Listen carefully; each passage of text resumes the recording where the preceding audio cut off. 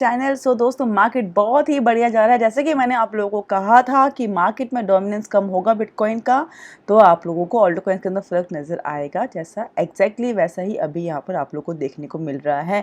तो फ्रेंड्स आज के वीडियो में इस बारे में बात करेंगे। एंड दोस्तों CoinDCX यूजर्स के लिए एक बढ़िया न्यूज़ है, तो पूरा वीडियो ज़रूर देखिएगा। ओके, अब दोस्तों यहाँ पे आपको दिखेगा कि डोमिनेंस बहुत नीचे है। दैट मीन्स 60 के भी नीचे डोमिनेंस यहाँ बिटकॉइन का आ चुका है। एंड वैसे ही यहाँ पे ऑल्टो कॉइन सीजन का परसेंटेज जो है, रेशियो है, वो बढ़ चुका है। एंड दोस्तों अगर बात करते हैं राइट नाउ, तो बिटकॉइन जो है 1,19,000 के आसपास राइट नाउ चल रहा है, जो कि बहुत पॉजिटिव है। दोस्तों बिटकॉइन ऑलरेडी अपना जो है ऑल टाइम हाई 1,23,000 का जो ऑल टाइम हाई उसे ब्रेक करके अभी नीचे आया है दोस्तों। तो अब हो क्या रहा है कि अब बिटकॉइन थोड़ा बहुत ऐसे ही 1,19,000 1,20,000 के आसपास या चलता रहेगा। कुछ खास बड़ा वाला आपको पंप डंप आपको देखने को फिलहाल नहीं मिलेगा, बिकॉज अब क्या हो रहा है, अब डोमिनेंस कम हो रहा है बिटकॉइन का। दैट मीन्स पैसा जो है वो बिटकॉइन से निकल के अब ऑल्टो कॉइन्स के अंदर आ रहा है, इसलिए अब ऑल्टो कॉइन बढ़ना शुरू हो गया है।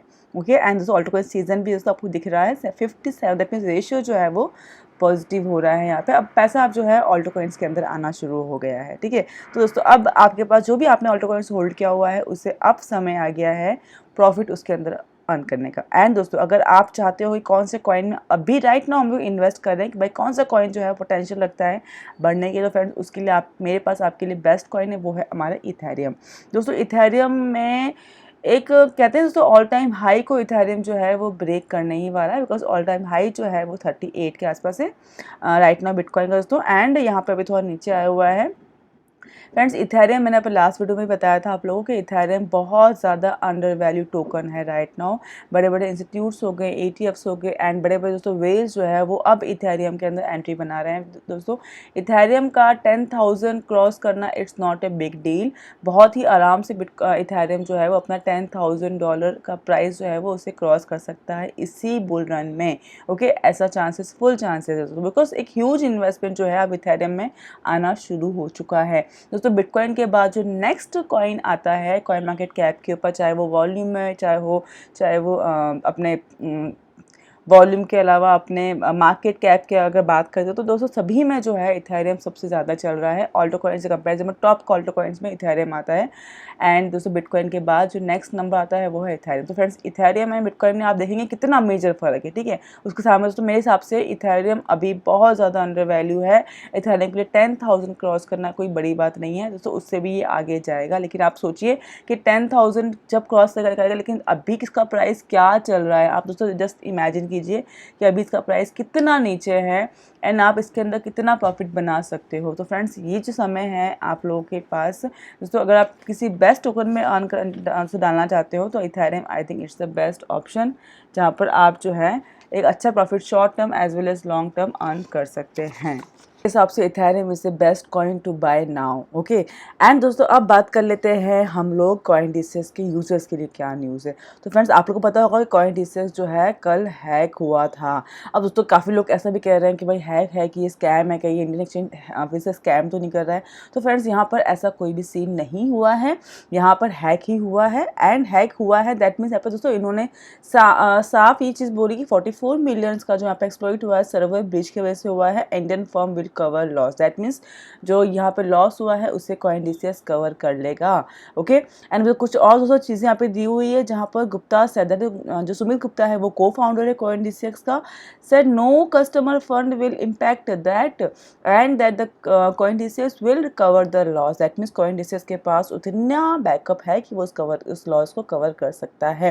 दोस्तों ये जो हैक हुआ है, ये हैक एक्चुअली हुआ अपने यूजर्स के फंड का नहीं हुआ। ये हैक जो हुआ है वो जो उनका एक्सचेंज का खुद का लिक्विडेशंस के लिए एंड मार्जिन्स के लिए जो वो लोग रखते हैं एक्स्ट्रा फंड, ये वो फंड हैक हुआ। दैट मीन्स यूज़र का जो फंड था वो कोल्ड वॉलेट में, वो कहीं पर भी हैक नहीं हुआ है, तो वो बिल्कुल सेफ़ है। ठीक है, इसीलिए उन्होंने अपना जो है विड्रॉल्स वगैरह या दोस्तों जो एक्सचेंज में जो ट्रेड करते हैं वो कहीं पे भी उन्होंने बंद नहीं किया था। जैसे दोस्तों उनको ये न्यूज़ मिले वैसे ही उन्होंने पोस्ट भी किया, लेकिन उसके बावजूद उन्होंने ट्रेडिंग एंड विड्रॉल बंद नहीं किया। अभी भी लोग वहाँ पे जो है INR में विड्रॉ भी कर रहे हैं एंड ट्रेडिंग भी कर रहे हैं। लेकिन जैसे दोस्तों ये न्यूज़ जब बाहर आई तो उसी वक्त तो है एक सर्वर थोड़ा सा एरर आया, बिकॉज एक काफ़ी ह्यूज अमाउंट में जो है लोगों ने वहाँ से डर के मारे विड्रॉ करना शुरू किया। तो अब दोस्तों डरना तो ज़रूरी है, बिकॉज एक बार इंडियन यूजर्स ऑलरेडी कहते हैं ना चोट खा चुके हैं है वजीर एक्सचेंज से जिसका अभी तक वहाँ से फ़ंड नहीं आया है, तो दोस्तों दूसरा एक्सचेंज अगर इस तरह से कुछ होगा तो वो तो डरेंगे ही डरेंगे, सीधी सी बात है।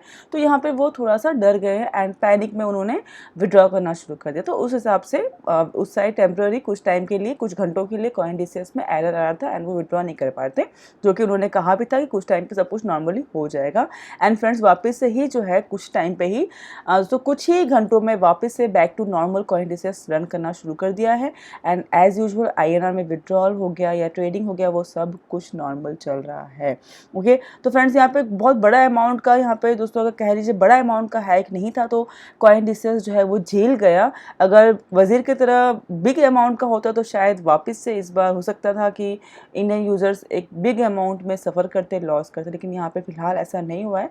एंड जो CoinDCS में जो ये हैक हुआ दोस्तों, उसके बाद बिल्कुल भी उन्होंने अपने एक्सचेंज के ऊपर, अपने यूज़र्स के ऊपर कोई फ़र्क नहीं आने दिया एंड बिल्कुल नॉर्मल तरीके से जो दोस्तों इन्होंने रन किया है, तो शायद इससे कहीं ना कहीं एक ट्रस्ट लेवल जो है इंडियन यूज़र का थोड़ा सा बढ़ा है एक्सचेंज के ऊपर। डर तो दोस्तों लगता ही है, बिकॉज कभी भी होता क्या है कि एक्सचेंज चाहे इंडियन का हो चाहे इंटरनेशनल हो, हैक होना या स्कैम होना अभी बहुत आम बात हो गई है, ठीक है। तो डर तो लगता ही है, लेकिन अगर इस तरह से वापस से कम बैक होता है एंड हैक होने के बाद भी अगर सब कुछ नॉर्मल चल रहा होता तो उस एक्सचेंज के ऊपर अपने आप ही जो है वो ट्रस्ट थोड़ा बढ़ जाता। तो CoinDCS को थोड़ा सा यहाँ पे ट्रस्ट बढ़ गया है यूज़र्स का एंड दोस्तों उम्मीद है कि आगे सब कुछ नॉर्मल तरीके से चलता रहे।